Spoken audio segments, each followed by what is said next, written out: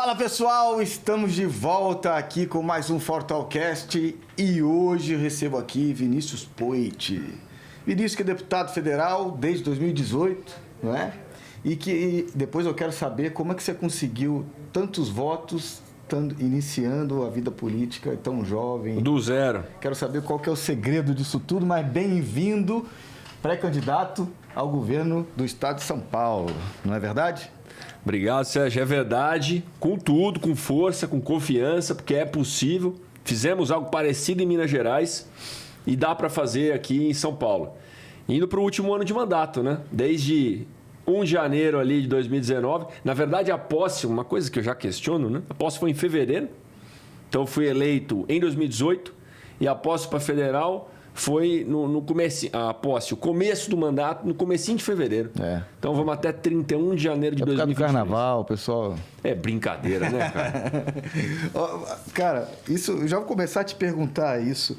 Para você seria mais cômodo ir para a reeleição, né? Porque esse desafio do governo de São Paulo é um negócio duro. Assim, eu sempre digo, né? Se um dia eu fosse para a política, não queria ir para o executivo, porque executivo você tem que estar disposto a tomar porrada, né? Então, assim, é uma coragem e você ir podia ir o caminho mais fácil. Vou me reeleger pelo Novo, tal, né? O Novo enfrentou alguns problemas, não. Você é candidato ao governo do estado de São Paulo. Cara, a novidade que eu te conto é que legislativo também vai tomar porrada, tá? Porque não dá para agradar todo mundo. E eu já escutei, né, autor a confirmar aí.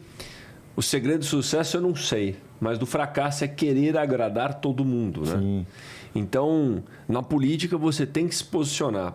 Por mais que eu tenha bastante diálogo, converse com todos, mas tem que se posicionar. Agora... Mas a questão que eu falo é mais na física, sabe? Porque o executivo responde... Aí na física, com certeza, porque como legislativo, você não é ordenador de despesas. Exato. Como executivo, seja prefeito, secretário, ministro, presidente, governador, você ordena a despesa. Então o Ministério Público navega em cima de você. E aí responde pro resto da vida. Exato. E quem paga com o advogado é você. Então, quais são as precauções? Não fazer nada errado.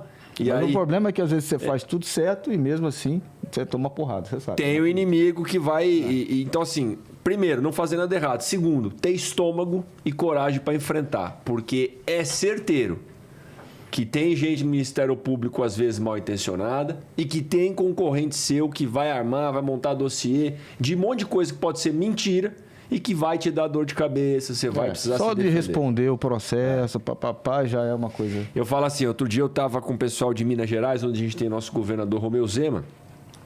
Aí eu pergunto, como é que vai atrair um cara para ser secretário de Estado de Minas Gerais, cara bom, preparado para tocar uma pasta daquela e ganhar lá o salário do secretário de Minas Gerais, R$7.000 bruto. Se comparar com a média do salário do trabalhador brasileiro, né, é muito acima. Né? Um trabalhador brasileiro ganha R$2.500 em média. Se comparar com o serviço público, é até abaixo, porque o servidor público da elite ganha muito. Mas R$7.000, se você comparar com um diretor de uma empresa grande, e aí convenhamos que Estado de Minas Gerais é muita responsabilidade, é um salário baixo para um diretor de empresa. E o cara responde com o CPF dele na física. Então você tem razão. Tá no executivo, perrengue. O cara preparado, né? O cara tem uma carreira no mundo privado, aí o cara vai para a política e depois acaba tendo dor de cabeça, que a gente sabe que vai ter, desnecessária, né? E muitas vezes nem por uma coisa que ele fez errado, e sim por uma briga política. Mas, enfim, eu admiro as pessoas que fazem isso. Inclusive, tenho amigos meus hoje lá em Brasília, principalmente no Ministério da Economia, que fizeram isso, abrindo mão da vida privada, pagaram para trabalhar e estão lá pelo Brasil. É aquela frase, a frase do Platão adaptada. O preço que todo mundo vai pagar por não se interessar por política é continuar a ser governado por quem se interessa. Então, está na hora da gente se movimentar. É isso aí. Eu poderia também estar mais acomodado e fui lá me meter e caçar a conversa. Só que ainda não quero ir para frente, para a linha de frente. Agora, deixa eu te perguntar, cara, vamos falar um pouquinho assim, para a gente chegar nesse projeto que você tem de ser o governador do estado de São Paulo. Quando a gente olha o Zema é um case, foi lá, né, conseguiu se eleger, tinha quase nada das intenções de votos, se preparou, foi bem para o debate, foi eleito e está fazendo um ótimo trabalho que ninguém pode questionar.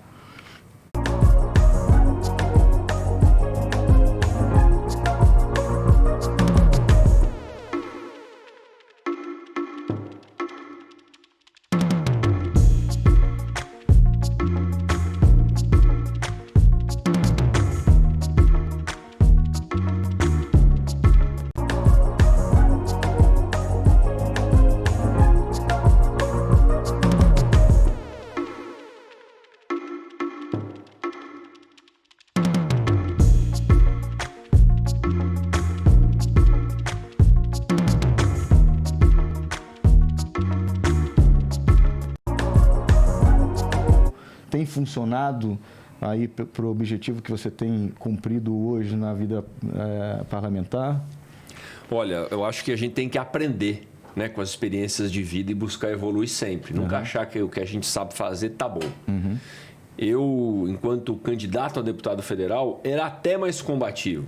E a gente vai vendo que a postura do diálogo ela é cada vez mais importante para a política brasileira. Não adianta você chegar e ficar só apontando o dedo para as pessoas. Você aponta o dedo, você briga, mas o outro está errado, tá bom, mas vamos procurar resolver? Eu adoro o Zema quando alguém tenta instigar ele. Não, mas o que você acha do Dória, do Bolsonaro, do STF, do seja lá o quê? Ele falou, olha, eu fui eleito para governar Minas Gerais. Né? Então eu vou tocar Minas Gerais. Quando eu entrei no mandato... E ainda com uma tranquilidade. Mas com muita tranquilidade. Quando você não vê o Zema perder a cabeça. Quando eu entrei no mandato de deputado federal... Eu já fui aprendendo a conversar e, poxa, mas eu preciso fazer essa crítica. Eu preciso pegar no pé daquilo ali. Ou vamos focar no que é mais importante, no que fere meus princípios e meus valores.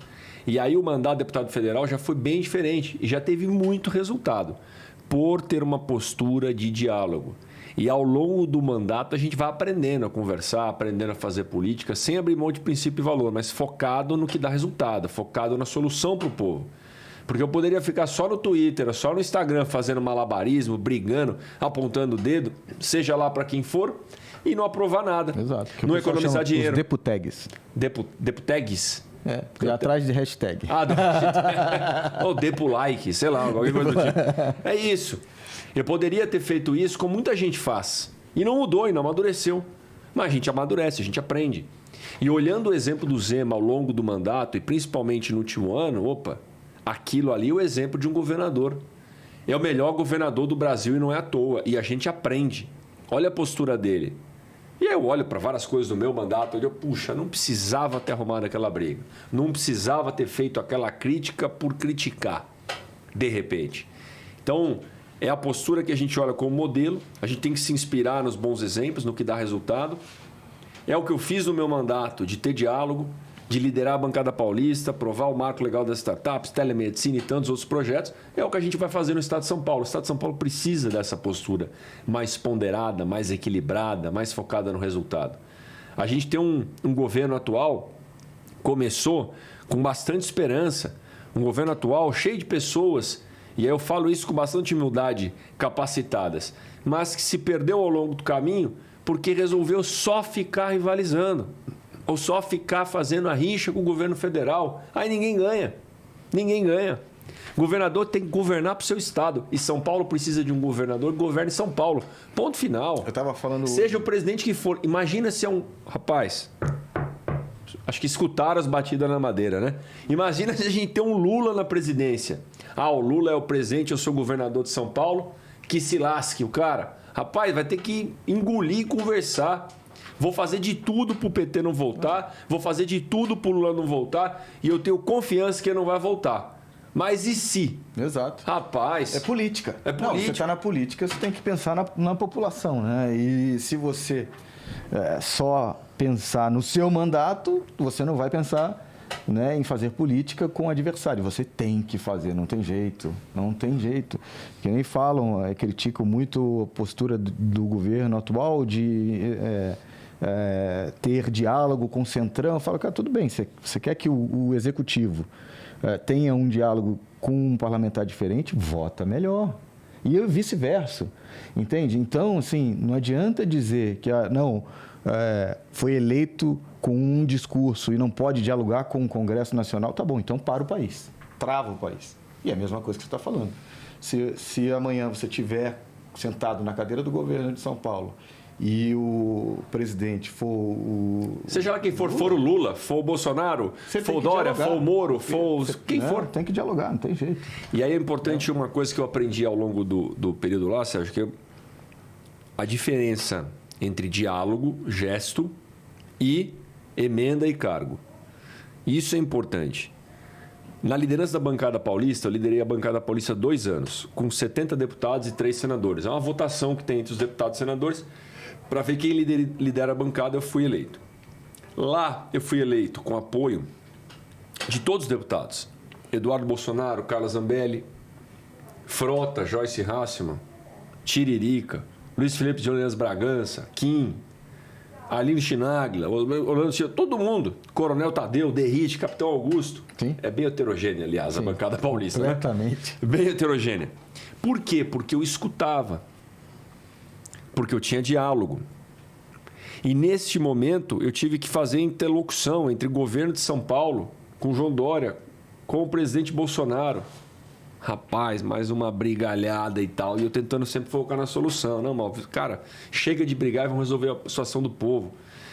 E aí eu aprendi uma coisa, que isso é importante a gente saber lidar. A gente precisa de governabilidade no país. Mas dá para ter governabilidade sem precisar dar tanto dinheiro e tanto cargo. Mais no gesto, sabe? Aquele velho, ó, bom, uma coisa que você faz super bem, você é um cara de diálogo, de comércio, empático. Aperto de mão firme, sorriso no rosto e olho no olho. E eu acho que isso, em algum momento, faltou no governo agora. E aí o Centrão montou em cima. E aí a governabilidade começou a vir a partir de cargo e emenda. Então, o diálogo, coisa que o governo do Estado de São Paulo também errou. Porque em vez de conversar, não, é pau, pau, pau. Como é que vai depois se acertar com os políticos? É cargo e emenda que sobra. Então, aquela conversa, infelizmente, o cara passou do partido opositor. Cara, no mínimo, olhar no olho do cara e conversar, você vai ter que conversar. Eu concordo, mas a gente tem também que dar o braço a torcer, fazer uma outra visão também, que a gente enfrentou essa pandemia e quando a gente pega o corporativismo dentro da Câmara dos Deputados é muito pesado. Ah, é bruto. É muito pesado. É bruto demais ali. Então, assim, é que eu sou um cara que eu não gosto de apontar e tal, mas eu sou muito pragmático e eu vejo como é difícil esse exercício para poder você fazer com que a governabilidade aconteça, mas você precisa, infelizmente, quando você está fraco, normalmente você... Rapaz, e ali foi o... É oprimido, né? A minha opinião. A fome com vontade de comer. Nossa, com o Arthur Lira no comando do Congresso, aí lascou, bicho. A fome com a vontade de comer. Então, a gente precisa mudar essa dinâmica. E isso vai acontecer com o diálogo. E você usou bem o exemplo do Zema, é um exemplo que a gente se inspira e a gente precisa amadurecer. Se a gente achar que do jeito que a gente faz vai sempre dar certo, não vai ter resultado diferente. A frase do Einstein. Não adianta esperar resultado diferente fazendo sempre da mesma forma. Eu procuro sempre aprender com os erros, ter humildade para reconhecer e buscar referências que deram certo para a gente fazer melhor. Cara, assim, olhando o cenário atual de pré-candidatos, né? Quem que você acha que é o seu principal adversário? Olhando o que você está vendo hoje no cenário. Cara, vamos lá. Ou o que talvez, né? O seu principal desafio. Eu acho que o meu principal desafio é provar que essa conversa de diálogo funciona. É mostrar que quem foca na solução e não fica só arrumando briga e polarizando funciona, porque os especialistas e as pessoas falam: "Ei, Poit, essa conversinha de diálogo aí não vai colar, tem que bater, tem que ir para cima e tal". Não, tem que ir.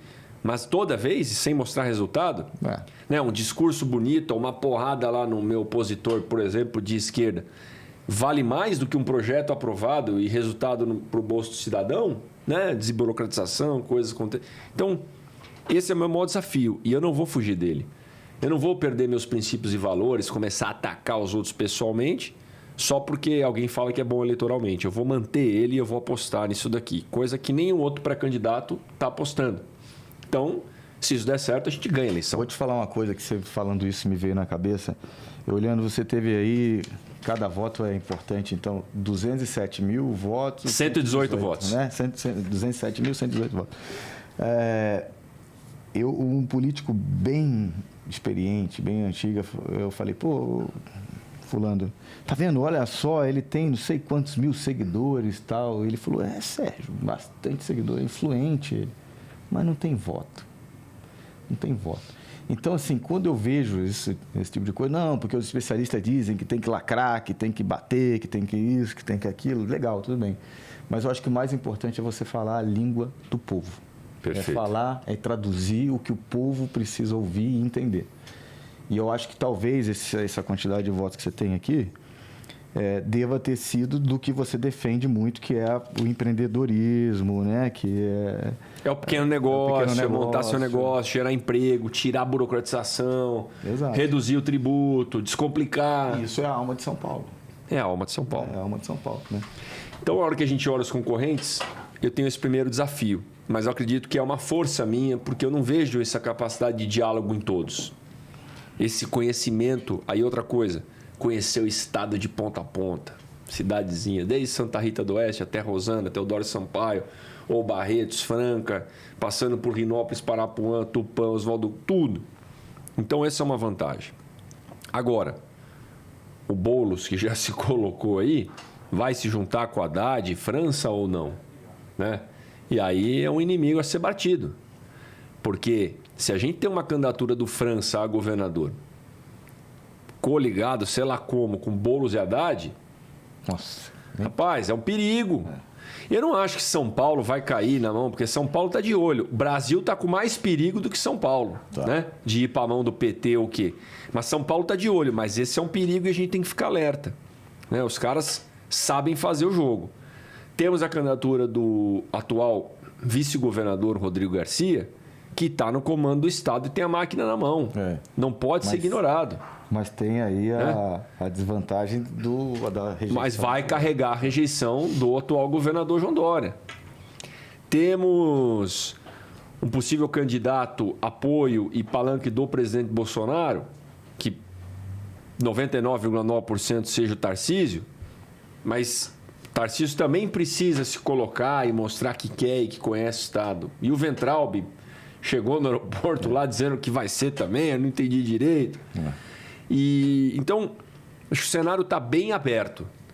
O maior desafio é provar que o diálogo funciona, fazer disso uma vantagem nossa, o nosso fato de conhecer mais o Estado e já ter entregado o resultado concreto. Porque desses aí também, né, um Boulos da vida, tem o público que ele conversa aqui na capital e tudo, mas nunca entregou muita coisa. Que nessa questão do empreendedorismo, aí, do pequeno empresário e tal, você trafega bem, mas ao mesmo tempo essa turma é muito jovem. E o Boulos, ele conseguiu uma relevância muito forte na juventude. Cara, é um perigo. A juventude, e ele conversa bem. Então, a gente não pode ignorar. Eu escutei um termo que eu gostei num planejamento estratégico que a gente fez, que é o tal da humildade confiante. Não pode desprezar nenhum dos pré-candidatos. Nem o Boulos. Né? Que por mais que você fala, pô, mas as ideias dele são muito diferentes, só conhece a capital, muito racionário. Claro, o cara deu trabalho aqui na Prefeitura de São Paulo. Então, não pode desprezar. E é o que a gente está indo para essa disputa, com muita humildade, mas com muita confiança e garra para fazer dar certo essa candidatura. Cara, assim, já que você falou da palavra humildade, eu queria que, assim, você e eu acho que é um momento importante aí, né, para a gente falar a respeito disso, que é se você acha que o Novo deu uma derrapada, né, aí com o Amoedo e as atitudes que ele tomou e brigas nas redes sociais, e aí depois, por último, veio e subiu no palanque aí aqui na Paulista com o Central Sindical, papapá. Isso, você não acha que isso também vai te atrapalhar e que, pô, foi um caminho tomado de forma desnecessária? Acho que o Novo amadureceu muito ao longo desse processo. E tem humildade e fala para todo mundo. A gente não pode esconder. Ah, não, o Novo não tem divisão. O Novo não tem briga. O Novo não errou. E sabe, botando debaixo do tapete? Não. Sim.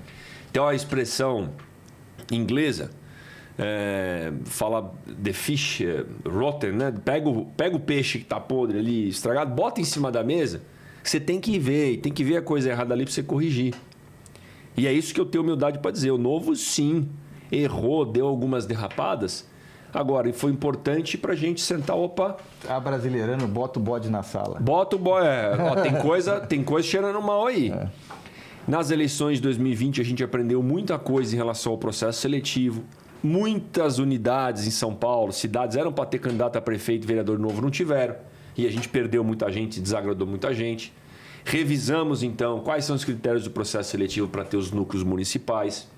Estratégia 22 está intimamente ligada com 24. A quantidade de votos que vai ter na região. Então, assim, isso foi revisto. Estratégias de posicionamento novo. O posicionamento do João, que você disse, o João fundou o Novo, acho que tem o mérito dele nisso, mas, de uma certa maneira, ele foi passando o bastão já. Então, o João hoje se posiciona da maneira como ele bem entender, como filiado. O Novo tem gestão agora, o Novo tem um novo presidente, sabe, que vota e que discorda da posição do João de vez em quando, e faz parte disso. Assim como eu discordei de algumas posições que você mencionou ali que foram tomadas. Então, a gente tem que ter humildade para reconhecer que qualquer posicionamento novo, de algum filiado novo com mais extremismo, não funciona. Tanto que eu disse aqui o tempo inteiro. Meu exemplo é o jeito Zema de ser e de governar. E não é só, não é só extremismo, né? Tem aquele velho ditado, não basta ser, tem que parecer ser. Aí o cara vai lá e tem uma postura e depois vem na Paulista e junta com a central sindical, fica um pouco incoerente. Imagina na cabeça do eleitor, não é verdade? E tem que saber o peso da responsabilidade de representar o projeto que ele... Eu escutei até, preciso ganhar esse livro, um amigo meu vai me dar um livro, mandou usar para mim, dessa questão da responsabilidade. Por mais que, mas você não é mais o presidente do partido, ou é um filiado, ou... Rapaz, a partir do momento que você atinge, né, um certo local de fala, de ser um formador de opinião, aquilo ali vem com responsabilidade. Lógico. Aquilo ali vem com responsabilidade. E você não tem... até difícil o que eu vou dizer, e eu estou refletindo sobre isso. Você não tem meio que o direito de, então vou jogar tudo por alto, vou ser meio que mal agradecido a quem me trouxe até aqui e vou falar o que eu quiser. Eu sou super defensor da liberdade, mas eu sou defensor também da responsabilidade que vem com a liberdade. Claro. Cara, quando eu olho assim, puxa, vou traduzir o que eu quero dizer. E aí esse livro que ele vai me dar é de Rousseau, sobre os pensamentos de Rousseau. O que eu quero... está sendo muito coerente. Traduzindo isso, Sérgio, assim, eu cheguei até aqui e hoje estou como deputado federal. Cara, não foi sozinho. Eu tive em algum momento um pai que saiu do nada, saiu da roça, uma mãe professora, médica, que saiu também de uma origem muito humilde, que me deram condição de estudar num lugar melhor. Por algum motivo eu nasci nessa família, então eu acredito muito em Deus também, então é uma gratidão com a minha família aí perante a Deus com as ferramentas que eu recebi. Fui estudar na GV, fui trabalhar em banco, fui montar meus negócios e a coisa foi andando. Conheci pessoas que me trouxeram até aqui, apresentei o Novo, conheci 207.118 pessoas que confiaram em mim para ser deputado federal. Eu não me sinto no direito, vou jogar tudo pro alto agora e vou falar. Cara, eu tenho que ter responsabilidade com essas pessoas que esperam algo de mim, sabe? E aí, quando eu vou para esse desafio de ser governador do estado de São Paulo, é porque eu me proponho a fazer algo ainda maior do que eu fiz como deputado federal. Em gratidão e respeito a essas pessoas. Então, a responsabilidade que a gente carrega com o que a gente conquista na vida não pode ser jogada fora ou, de repente, ser individualista e pensar só em si próprio. Né? Os empresários que vêm aqui, a gente cruzou com um agora há pouco. Paz, se chegou aonde chegou, é porque a sociedade, porque Deus deu ferramentas, tem que fazer algo em troca. É por isso que eu vim para a política, inclusive. Eu me sinto na obrigação cívica e na obrigação perante a Deus de devolver alguma coisa. Cara, e o que você acha que São Paulo hoje precisa? São Paulo é um país à parte, né? Um negócio maravilhoso. Eu me apaixonei, sou carioca, estou aqui há 17 anos, me apaixonei por São Paulo, cheguei cariolista e hoje sou paulistoca. Tá. Então, amo o Rio e me apaixonei por São Paulo. O que você acha que São Paulo precisa? Porque eu acho que São Paulo, cara, se ninguém atrapalhasse, já voava, mas tem gente que chega e atrapalha. Né? O que você acha que São Paulo precisa e quais que são seus projetos? Cara, São Paulo precisa o que o paulista diz que precisa, né? Porque às vezes o político vai chegar e vai falar alguma coisa, mas quem que te disse isso? Então eu fui escutar. Além de rodar muito o estado de São Paulo, conhecer quase todas as regiões aí que compõem os 645 municípios, a gente faz pesquisa, conversa nas redes sociais.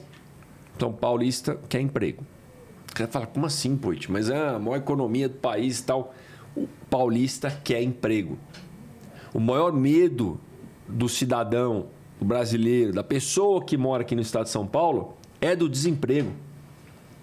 Mas também... Aí você fala assim, pô, mas... A política atual, o que fez? Se você não fizer nada, o estado decola. Mas com certeza. O estado está sob o comando do mesmo partido há 30 anos. Só que não aceita desaforo, gente. É a mesma coisa, sabe aquele negócio de você vê um cara rico assim e você fala, ih, rapaz, isso aí... Ou um herdeiro assim que não cuida das coisas, acha que dinheiro não aceita desaforo, riqueza vai ficar pobre, vai acabar com o estado. E o estado de São Paulo não aceita desaforo.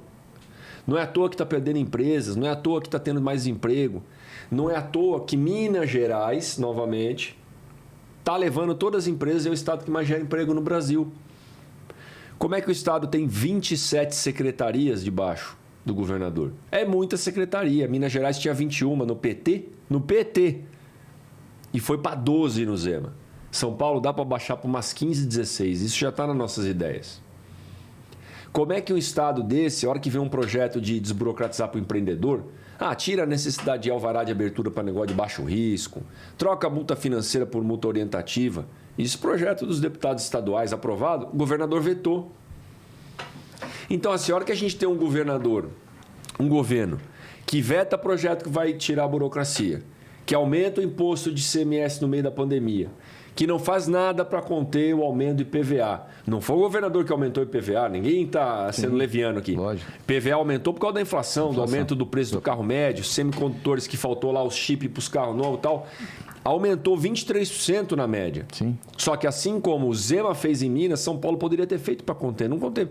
Cara, vai acabar. São Paulo não aceita desaforo.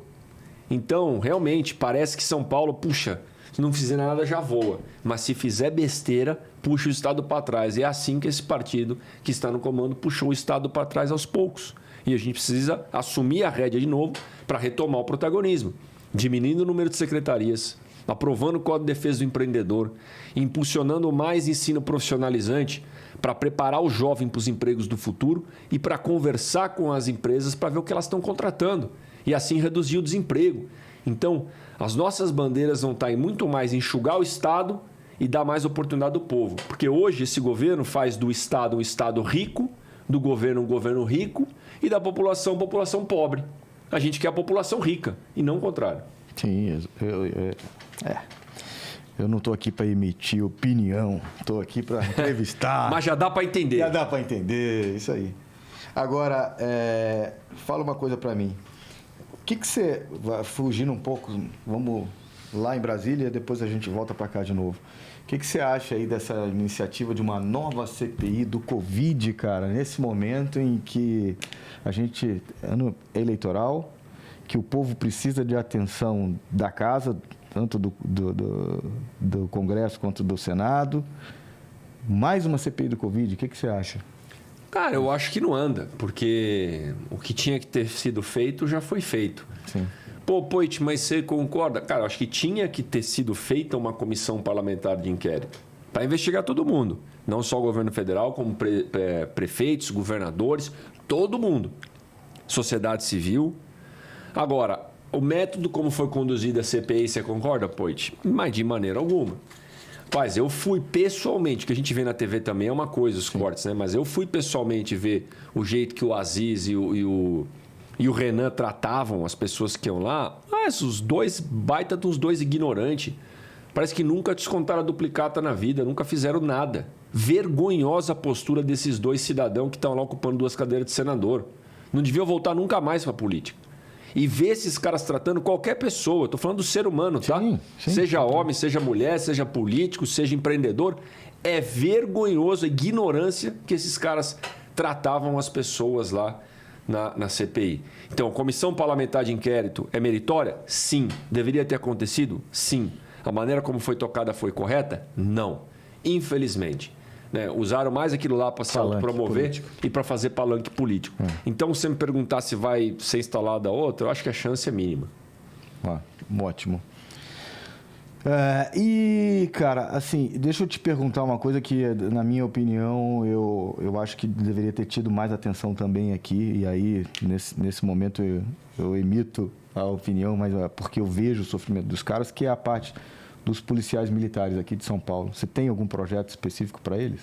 Sem dúvida. Ainda mais porque essa classe está bem decepcionada com o governo atual.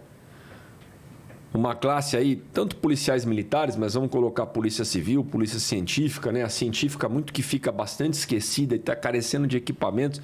Cara, você acreditar que no século XXI, né? 2022, partes da polícia científica vai lá ainda é na digital, com tinta, com papel. Cara, como é que vai descobrir um crime assim?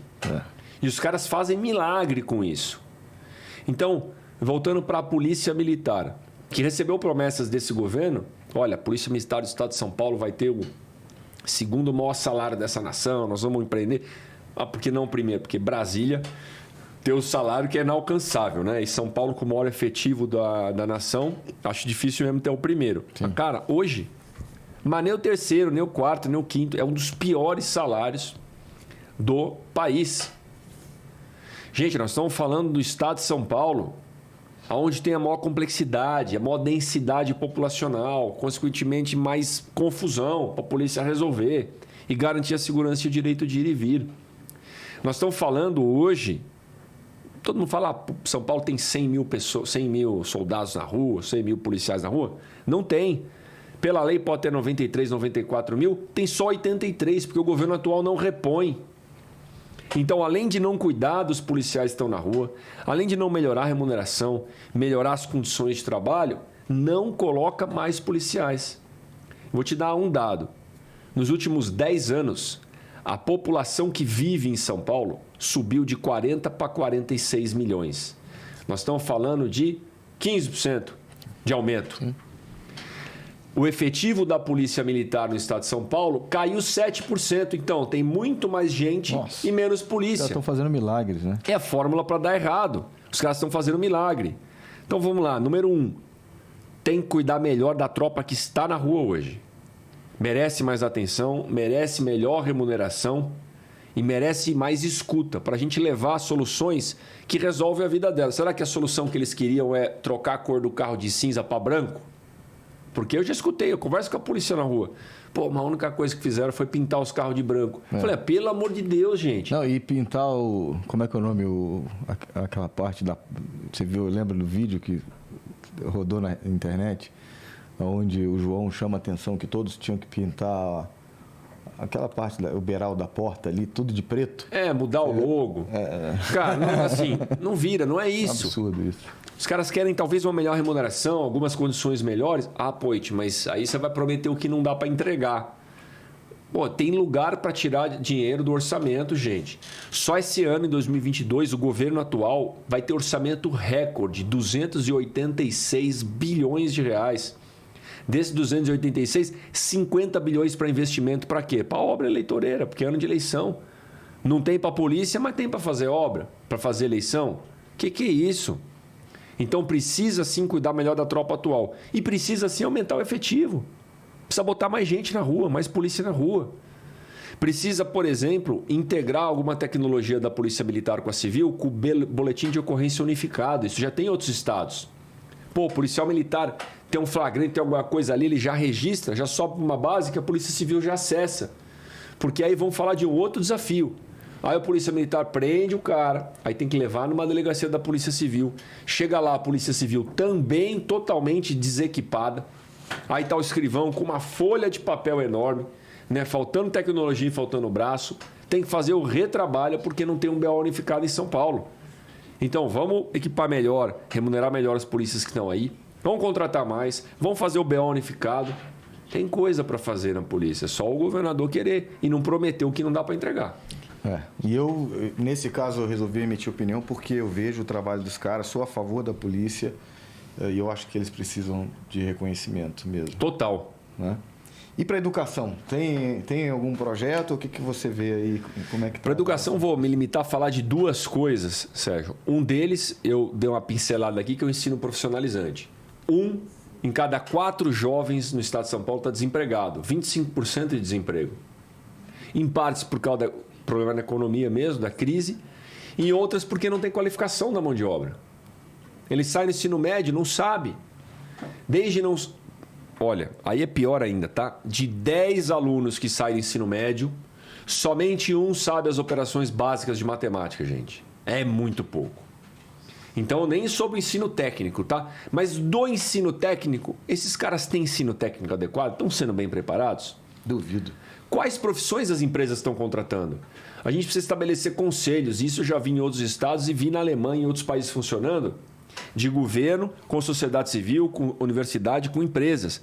Bom, aqui no Vale do Paraíba, em São José dos Campos, estão contratando mais profissão de programação. Então, eu vou ensinar lá naquela região programação para a molecada. Aqui em Ribeirão Preto, Piracicaba, é mais ligado à tecnologia no agro. Vou ensinar no colégio técnico coisa de tecnologia do agro. As vagas que estão abertas para dar o match, né, como se diz na rede social, e eles terem emprego mais rápido. Então, o ensino profissionalizante é o grande mote do nosso plano de governo. Nós vamos melhorar e muito, fazer parceria público-privada, expandir e o Estado de São Paulo gerar muito mais vagas do que está acontecendo hoje. A outra coisa, aí tem que ser no ensino básico. Porque quando eu falo para vocês que dos 10 alunos do ensino médio, somente 1 sabe fazer as operações básicas de matemática, então não é só no ensino profissional, precisa corrigir o feijão com arroz aqui atrás. E aí tem um projeto que inclusive está na LESP, do Daniel José, que não andou até agora, pergunto para o governo por quê, que é o ICMS educacional. O que é isso? ICMS, que é o que o governo arrecada, parte ele repassa para os municípios. Quais são os critérios para ele repassar para os municípios? Entre os critérios, a gente tem que colocar o que existe em outros estados, nota daquele município num exame que mede a qualidade do ensino, por exemplo, o SARESP, que mede e que compara as escolas, mais de 5.000 escolas ao redor do estado, alguma coisa do tipo que eu falo, bom, esse município está com as escolas indo bem, então esse vai receber mais ICMS do que o outro. Isso seria incrível. Por exemplo, e aí você puxa a qualidade do ensino, por meritocracia mesmo. Então são duas coisas que a gente vai bater muito forte no nosso, se Deus quiser, governo do estado de São Paulo. Isso seria incrível. Na verdade, não só na educação, né? Podia ser feito em outros setores. Em tudo. Tem uma questão ainda na segurança pública, num plano plurianual de redução de violência. Dá para a gente colocar meta de redução de violência para os municípios e também atrelar repasse de CMS. Mobilidade urbana, tudo. Mobilidade urbana, eu relatei um projeto lá na Câmara, sim. 5.570 municípios do Brasil recebem repasse de verbas federais. Pô, mas eu comecei a colocar um limite lá. E foi aprovado esse projeto. Não vai receber se não apresentar município a partir de 50 mil habitantes. Eu tinha botado 20 mil, acharam que era muito pouco. Acima de 50 mil. Não apresentou algum planejamento de mobilidade urbana, não vai receber mais verba. Porque aí você começa a puxar os prefeitos para trabalhar, pô. E o novo? Porque eu vi que você bateu bastante na questão do fundo e tal, obviamente, muito coerente. É inacreditável. Tem coisa que, se eu falar aqui, aí eu começo a quebrar a minha postura de jornalista, não publicitário aqui. Mas aí eu falo no meu Instagram. É inacreditável, né? Então, o novo vai usar o fundo ou não vai? Como é que vai ser? Não, zero. Zero. O novo é o único partido que não usa fundo partidário e fundo eleitoral.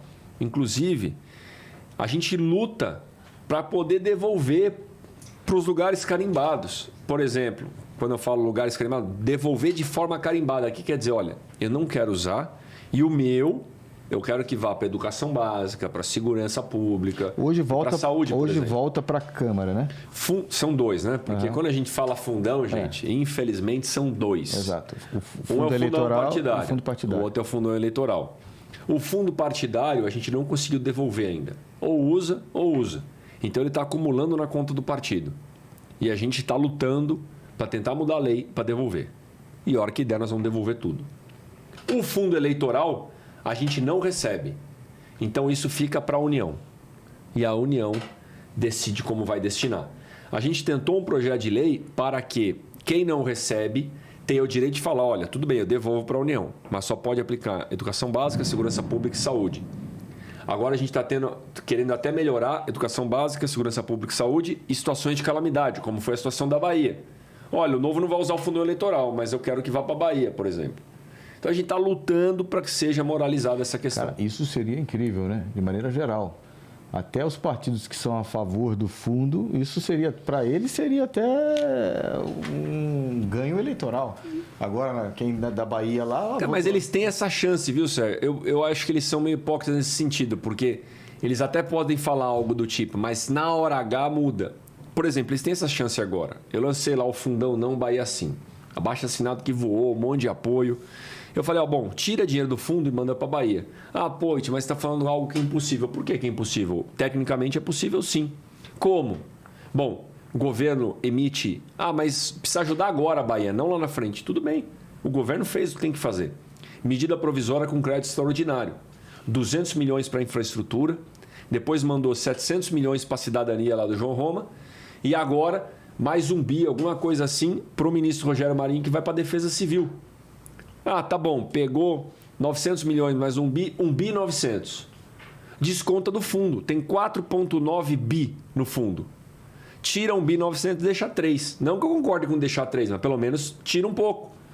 Poit, mas como é que vai fazer isso? Bom, usa o dinheiro agora, chega a hora que der para instalar a comissão de orçamento, instala, o governo manda o tal do PLN, que é um projeto que só o governo, só o executivo pode mandar, e muda a LDO, a Lei de Diretriz Orçamentária. Muda a Lei Orçamentária Anual.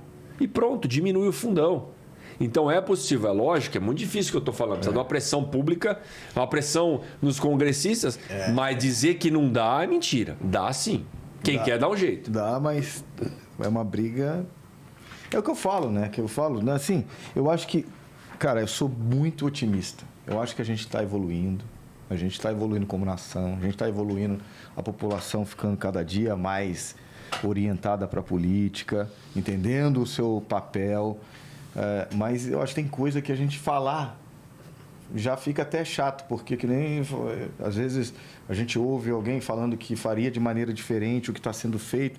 Você fala, cara, tudo bem, mas quero ver fazer e o cara sentar em cima igual o antigo presidente da Câmara sentou em cima de tudo que estava acontecendo para travar o governo. Então, não, vou atrapalhar o país, né, para prejudicar o governo e beneficiar o meu lado.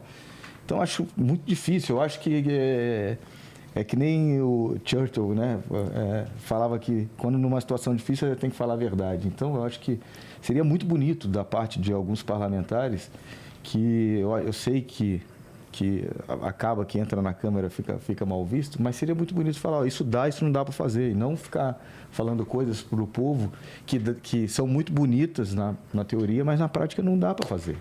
Perfeito. A gente sabe que não dá, não é verdade? A gente luta para mudar esse cenário. Exato, exatamente. Cara, a gente está chegando no final aqui, eu acho que foi um bate-papo bacana.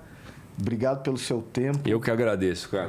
Eu desejo sorte aí no seu desafio, porque eu acho que vai ser um grande desafio. Mas parabéns pela coragem de tomar essa atitude, de não ir pelo caminho fácil e pelo caminho mais difícil. Obrigado. Como você citou o Churchill, né? Ele dizia que coragem é a primeira das qualidades humanas, porque é ela que garante todas as outras demais. Né? Tem um colega no deputado estadual que é o Ricardo Melão, e o pai dele, João Melão, falecido já, mas sempre lutou por mais liberdade, ex-jornalista, político, falou pra gente um dia, olha, Melão, Poit, escolham o caminho estreito para entrar na política, né? A porta estreita, aquela mais difícil, só que aquela que vai garantir seus princípios e valores intactos. Então, é essa porta que eu escolhi, é por ela que eu vou continuar e, se Deus quiser, chegar lá no governo do Estado de São Paulo. Boa. Obrigado, meu irmão. Obrigado, tamo junto. Um grande abraço. Valeu. Pessoal, a gente vai ficando por aqui com mais um Fortalcast. Clica no sininho, espalha esse podcast que a gente precisa da sua audiência, tá bom? Muito obrigado.